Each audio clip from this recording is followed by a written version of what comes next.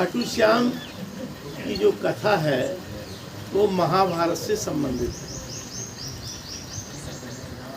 भीम के पुत्र है घटोत्कच, उनके पुत्र बब्रुवाहन।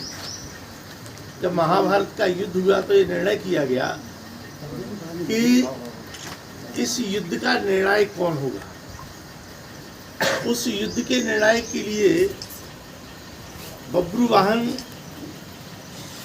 उस समय जब चर्चा हुई कि योद्धा कौन सबसे प्रबल है, सबसे बड़ा योद्धा कौन है, तो नाम आया भीष्म पितामह का, इसके बाद गुरु द्रोणाचार्य का, इसके बाद कर्ण का, फिर नंबर आया बब्रुवाहन का। तो बब्रुवाहन के लिए जब कहा गया तो ये कहा तो मैं तो क्षण मात्र में ही दोनों सेनाओं का वध कर सकता हूँ, मात्र क्षण मात्र।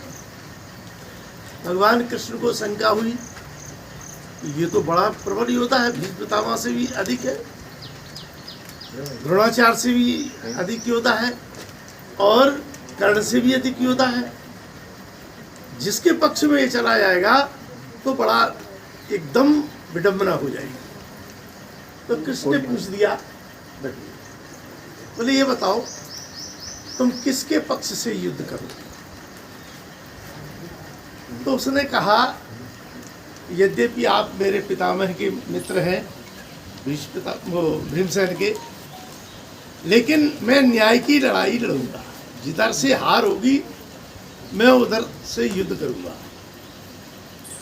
अब कृष्ण भगवान को बहुत ही जो है आश्चर्यचकित अवस्था में हो गए कि हार निश्चित कौरवों की होना है। अगर ये कौरवों की तरफ से इसने युद्ध कर दिया तो हमारा जो प्री प्लान है, हमारी जो भूमिका है कि हमको पांडवों को विजय दिलानी है, तो ये सब काम गड़बड़ हो जाएगा। तो भगवान ने एक युक्ति रची, कहने लगे भैया तुम इतने बड़े योद्धा हो। बोले हाँ। तो मैं ये चाहता हूं कि तुम युद्ध का निर्णय करो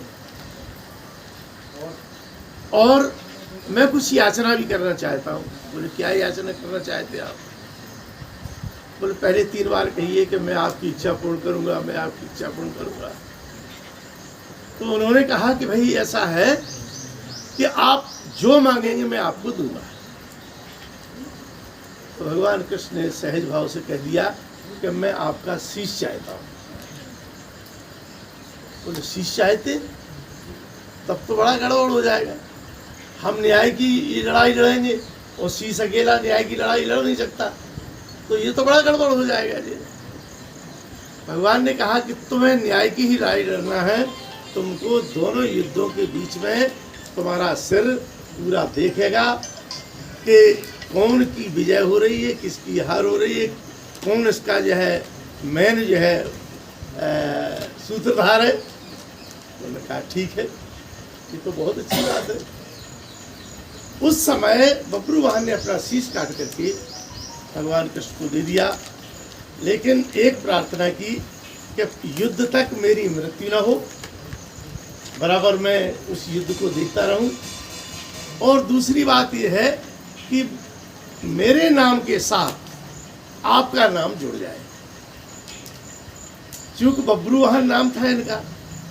खाटू एक जगह है जो आपने प्रश्न किया है, वो मैं आपको बता रहा हूँ। तो खाटू जगह पर उनका शीश काटा गया था। तो चूंकि बब्रुवाहन की जगह खाटू नाम पड़ा, जिस स्थान पर उनका शीश पड़ा हुआ था, और चूंकि श्याम ने, भगवान कृष्ण ने अपना नाम दे दिया, तो इससे वो नाम खाटू श्याम हो गया। युद्ध का जब अंतिम समय आया और पूछा गया कि भाई ये बताओ युद्ध किसने किया, तो उन्होंने कहा महाराज हमें तो एक ही योद्धा दिखाई दिया और उसका नाम है भगवान कृष्ण। भगवान कृष्ण ने ही पूरा युद्ध किया। उन्हीं ने भीष्म को मारा, उन्हीं ने द्रोणाचार्य को मारा, कर्ण को उन्हीं ने मारा। ये सब जो कुछ भी था ये तो केवल जो है नाटक हो रहा था। फिर भगवान ने कहा कि तुमने मेरी इच्छा पूर्ण की है, इसलिए मैं तुम्हारी इच्छा पूर्ण करूंगा कि तुम्हारा अंत नहीं होगा और तुम कलयुग तक बराबर जो है पूजे जाओगे। आपके साथ में मेरा नाम जुड़ा रहेगा।